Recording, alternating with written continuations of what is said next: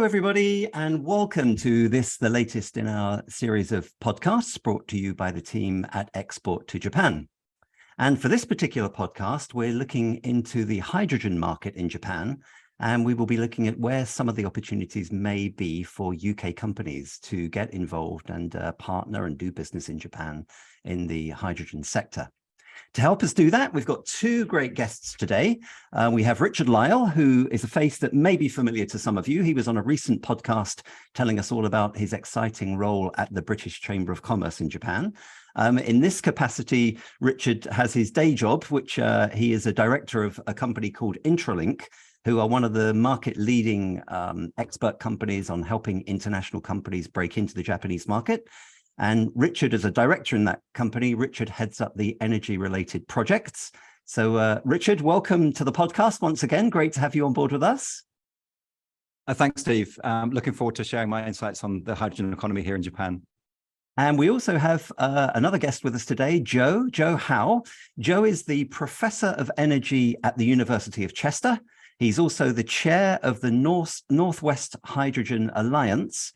He's part of the Government Advisory Council streams, and he is the academic lead at Hynet, amongst other great roles and responsibilities he has in the world of hydrogen. So, Joe, great to have you on board. Welcome to the podcast. Fabulous to be here. Thank you. Good to have you, Joe. Now, to kick off, part of the reason that we are focusing this particular discussion on the hydrogen market is that the British Embassy in Japan recently commissioned a report on the hydrogen market, and it was Richard's company, Intralink, that did the research and produced the report. So I'd like to kick off, Richard, by coming to you and just asking if you can give us a sort of high-level overview on what you found in that report and what that report is about, please. Yep. Thanks, Steve. So perhaps just to set the scene, Japan is a resource-poor country. So when it comes to energy, it's always had to import a lot of its energy. So when Suga-san announced a few years ago net zero by 2050, obviously industry here in Japan was thinking, how can we do this? And obviously hydrogen forms a big part of that push for greater self-sufficiency in energy here in Japan. So the embassy, I think, was interested in finding out what Japanese business is doing here and how it's interested in developing the hydrogen business here in Japan. And of course, what opportunities may exist for British companies with regards to that.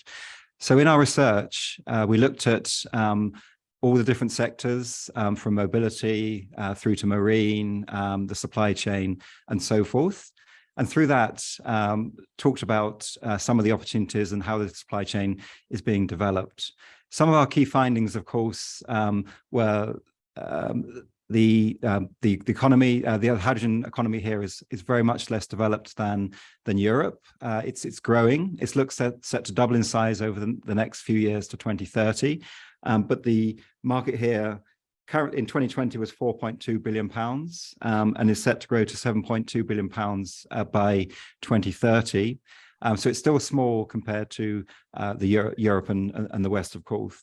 And within the hydrogen space, Japan is looking to develop all parts of the hydrogen economy here. So a lot of companies are talking about it, but a lot of companies still aren't quite sure what they are going to do to address the growth in the sector. Again, that's where we'll talk about some of the opportunities coming up in the future. And I think for the Japanese government, apart from energy security, it was to make sure that there's a long, stable, and cheap supply of hydrogen in the coming years as we move forward to a greater hydrogen economy. So I think those are some of the key highlights. The government really is looking to develop the supply chain, and I think it realizes that Japan can't do this by itself. So it's looking to the outside world for help there. Sounds exciting. Great. Thank you.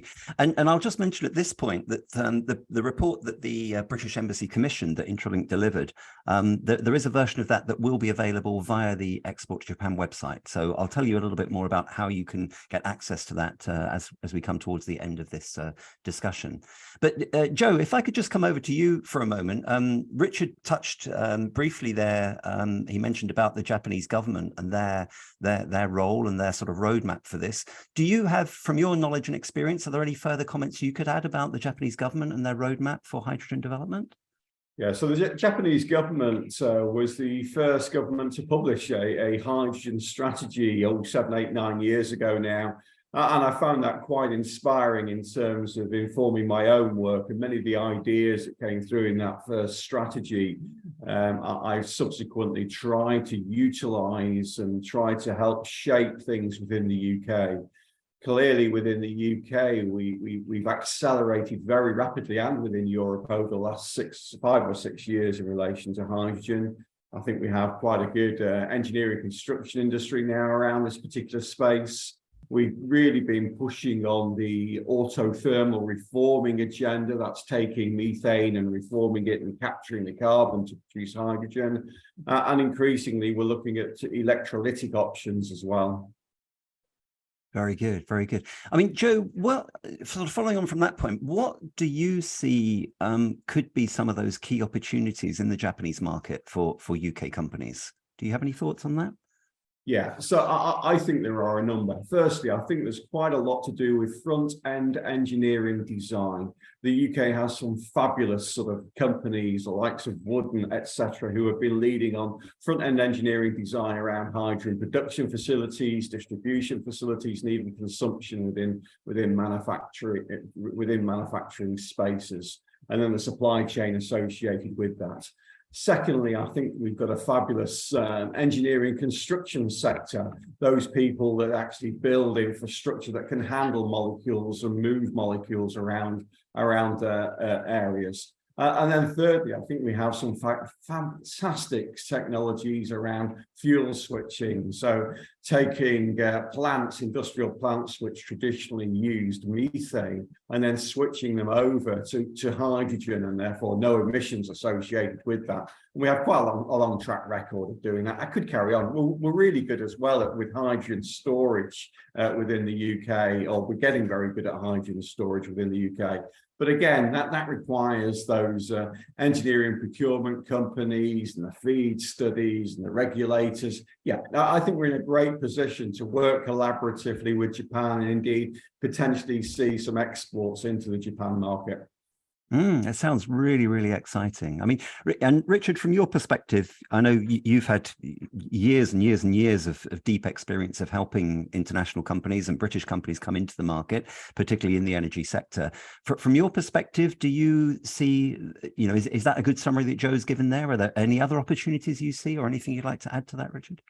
Yes, of course. So Japan's a mature economy. So of course here, there's huge companies, the MHIs, the KHIs of this world, ENEOSs and so forth. So that's where the synergies lie, I think. Basically, matching, the gaps in the technology that the Japanese companies don't have that the UK side has to offer. So of course, Japan can do most of the, across the whole supply chain. Japan has companies that can do any number of things that Joe has just mentioned there. But obviously, here it's speed is of the essence, and efficiency, and finding the best technologies in the world. So of course Japan has some great companies and has some great technologies, but not all of them, and so that's where I think the synergies lie. So I agree with all of that. So even big companies like MHI, I'm ex-MHI myself. I know that they definitely saw that the UK has very strong strengths in engineering, and really respects the UK's sort of as a leader in those fields. So let's play on those. So I think that's where those opportunities lie. I think the trouble is sometimes that when you're developing so much so quickly, it's where do you focus for the most benefit? And I think, as Joe highlighted, there's opportunities across the whole chain. So I think that's where at a government level, it's first making sure that British PLC is aware of the opportunities in Japan. And then at a company level, it's making sure those companies are meeting each other, whether that's Japanese companies coming to the UK or British companies coming to Japan, or vice versa on missions. So for example, we have Smart Energy Week next month here in Japan in the middle of March, big trade show. I think a mission of wind companies is coming, but I'm sure there'll be some hydrogen companies also in the mix there from the UK. So it's when companies talk to other companies that's where opportunities will start and become more prevalent. Okay, and I'd like to talk a little bit more about how how best British companies can approach the Japanese market. So I'll come on to that shortly, because I'd like to pick your brains a little bit more on that. But you've both made reference there to the supply chain, and I'd just like to expand on that a little bit. So Richard, just sticking with you for a moment, could you talk a little bit more about how you envisage the Japanese supply chain developing? Yes. So TBD, I think, is the sort of the point there. So of course, there's grand plans. If you go to a lot of the websites of the large corporations, so for example, Kansai Electric, they've got this grand plan and scheme for a hydrogen society, and you look at it and it's absolutely brilliant what they want to do, but have they implemented any of it? Some of it they're beginning to, yes, but it's still a grand dream. So I think that the smart city and the hydrogen economy, of course, as Joe said, the strategy was to sort of kickstart that activity and make sure that the funding was in place to allow companies to take advantage of that. But the reality is that Japan is still grappling with what to do. And again, I think that's where there's opportunities for British companies, because Japan is still thinking about how they do it. And that's where British companies can give them ideas on how to do that. And just a prime example of some of the funding, I would say, is on my commute to the office in Shimbashi from every day, on the train is Nippon Steel promoting their what is it, Steel 50 policies. They're actually looking to make green hydrogen using waste heat from the steel making process to then produce hydrogen, and then using hydrogen in the steel process then makes them more efficient. And that's been all over the trains the last few weeks. So if they're doing that, then of course other companies are. So I think Japan is definitely looking for ideas and trying to move it forward. But there's talk and there's action. And I think through this podcast, we want to call British companies to action to actually to help Japan do something about it. We absolutely do. That's a very powerful message, and thank you for making that very clear. Absolutely. Joe, from your perspective, when we think about the supply chain and the opportunities there, you've got your finger very much on the button of what's going on in the UK. Do you have a feeling from your experience that the UK is well positioned to help with this? Yes, I actually think both countries could help one another around this. If I may, I'd like to give a couple of examples of where we're already collaborating. So, for instance, Richard mentioned Nippon Steel. I'll talk about Nippon Sheet Glass. And Nippon Sheet Glass, they have a big European headquarters very close to where I live in the north of England. And they own a company called Pilkingtons in the north of England, which is a major glass producing company. So if I look at my computer screen in front of me, it's likely to have Nippon Sheet Glass on it. And I know that certainly my car has Nippon Sheet Glass on it. Very recently, they did a big fuel switching campaign for one of their furnaces, where they switched one of their furnaces using methane over to using hydrogen. The first glass company in the UK, or globally actually, a first of a kind globally, to switch from using methane over to hydrogen. So that's a Japanese company working with a UK supply chain within the UK to switch from methane to hydrogen for the future. So fabulous example there. There are many others that I could go into if you want. If you'd like me to give you another example, yeah, please. Colleagues on this particular webcast may well be familiar with a company called Marubeni. Marubeni have moved into the UK, and they're doing a lot of work on hydrogen within the UK. A big proposal for Glasgow is beginning to emerge. They've already gone public about a major proposal for Bridgend within South Wales around the generation and distribution of green hydrogen in the locality. But they're working with UK companies, with the UK engineering construction supply chain to put this in place. So I think these kind of collaborations between the two countries, between industries, the supply chain, with academics like myself helping to sort of think about the innovation agenda and then putting some training programs in place to support the companies to deliver this and to realize the opportunities are the way forward. And Steve, perhaps just give that a bit of context. So, please. So the Marubeni is one of the huge trading companies here. So the big five here in Japan are all very active in the energy and hydrogen space. So if you think about how Japan works, so of course, METI, the Ministry of Economy, Trade and Industry, sets the policy and helps sort of make sure that grants and sort of support is in place and then delivered through NEDO, the new Energy Development Organization. But it's at the end of the day, it's companies that actually develop the technologies and develop the way forward. So the trading companies, because they're huge and they just have so many connections around the world, they often can help facilitate and get involved in huge projects where single players, it might be very difficult for them to take part, but they can actually then take the lead on that, help to develop an area or a strategy around hydrogen, and then bring into place the relevant sort of other companies behind them. And the other thing to say, I would say, is that sometimes it's difficult. It may be difficult for stuff to happen in Japan for various reasons, which I'll go on to in a minute. I think you're going to ask me about that one. So often the trading companies look for opportunities overseas where they can develop relationships, they can develop technologies, they can develop business models, and then bring them back to Japan once they've sort of made their mistakes and have got everything up and running. So it's a good way to actually develop stuff and then bring it back to Japan. So it's a bit of a longer term view. But again, Japan, as we all know, takes a little bit of time to develop. But once you work with a Japanese company, it's good long-term revenues and good business for a long, long time. Yeah, absolutely. And that's definitely more I want to come to in a moment and learn more about that from you. Joe, just jumping back to you for a second, we mentioned in the introduction your role at Hynet. Could you just give us a little bit more of an overview on Hynet and what goes on there and some of the specific areas like fuel switching, heat transportation, etc., that's being worked on through Hynet? Yes, so Hynet is the UK's leading hydrogen and carbon capture and storage proposition for industrial decarbonisation. It's located in the northwest of England in an industrial cluster. There's lots of carbon emissions in that particular locality. The proposition is twofold.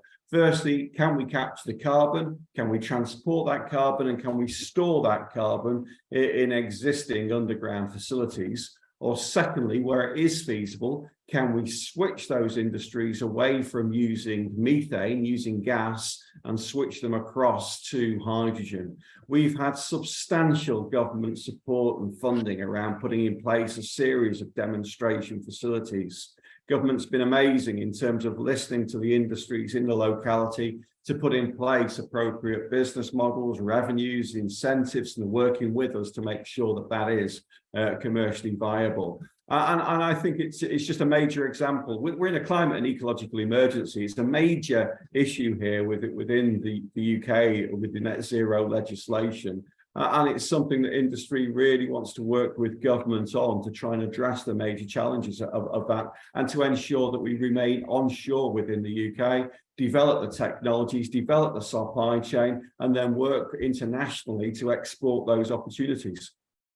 That sounds amazing. What a great organization. And I can certainly see how the many links and synergies between all the work you're doing and the topic of this podcast with relating it through to Japan. So really exciting to hear all about that.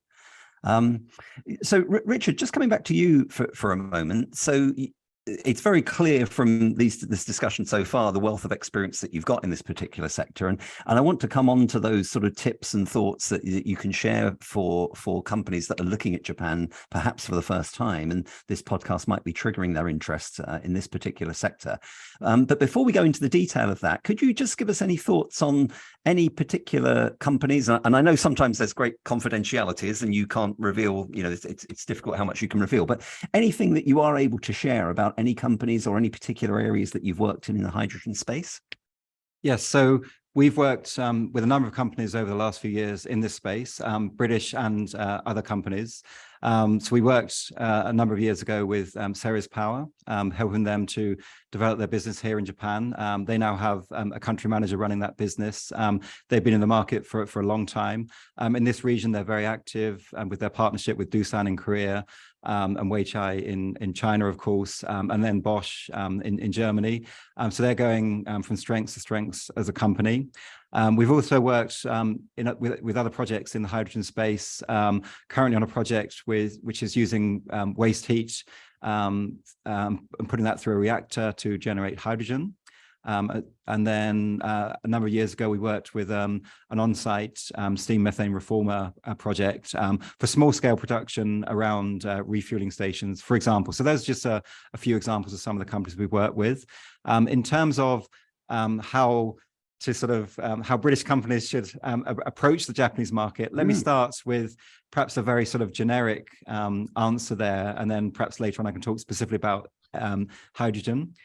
So the Japanese market, of course, it's a mature market.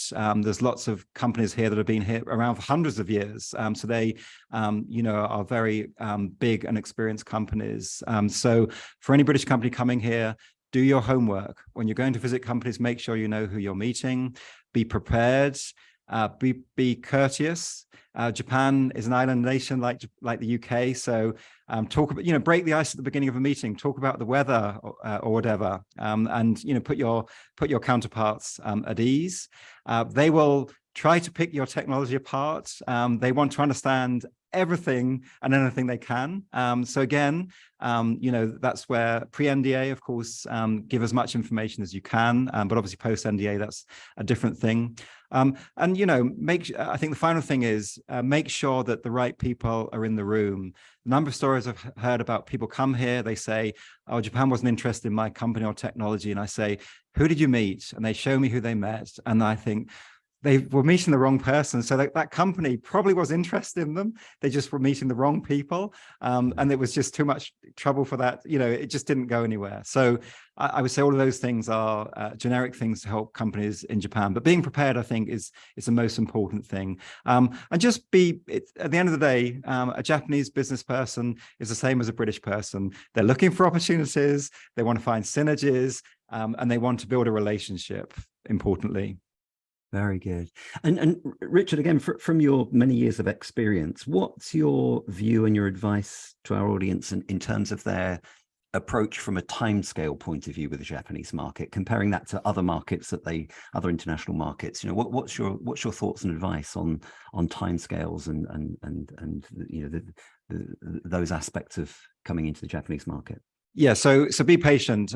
It takes time. So first of all, it's a long way away, right? Even in today's modern age of the internet and travel, Japan is still a long way from the UK. So be patient. And Japan likes to sort of get everything lined up before they sort of sign any paperwork. They like to get all the T's crossed and the I's dotted. So a lot of the discussion happens before any deal is brokered. But once that deal is signed, you better be ready to go, because they will want to sort of move forward very, very quickly. So I think between various different countries, the process probably doesn't take much longer than dealing with an American company or a European company. But a lot of stuff is dealt with up front, and that has a lot to do with the culture here and the group culture, where they're looking for consensus. They're looking to make sure that no mistakes are made, and quite often a large company might have had a bad experience with a previous foreign company, and then they think that all foreign companies are the same, which unfortunately they're not. So again, you've got to try and break down that stereotype. So be patient, but if you can get a deal with a Japanese company, it can be very good revenues for a very long time. So I would say persist, especially in the energy market. Energy around the world takes time anywhere. So be prepared for it, but there's great opportunities and long-term revenues to be had if you can do that, of course. Yeah, I think that is a really good summary, and certainly from my experience of doing business in Japan, that's exactly what I've found, Richard, what you're describing there. It is one of those markets that does take time, it does take patience, it does take investment up front, but the rewards can be so worth it if you get that right. So I think that's a message very well made, and thank you for making that. Joe, from your perspective, I realize you're more on the academic side than the sort of pure commercial side, but you've obviously got a lot of experience. Do you have anything you'd like to add to that Richard summarized there from your experience of your involvement with Japanese organizations? Yeah, absolutely. Courteous is what Richard said. Patience is what Richard said. But once you've got that, and once you're speaking to the right people, and once you've developed that relationship, it's a relationship for life. And there's a real commitment once you've got to that particular stage, but it does take a little while. I've been amazed by how good the UK government has been at sort of facilitating and supporting that endeavour as well, to be honest with you, and providing key introductions and nurturing you on that particular journey.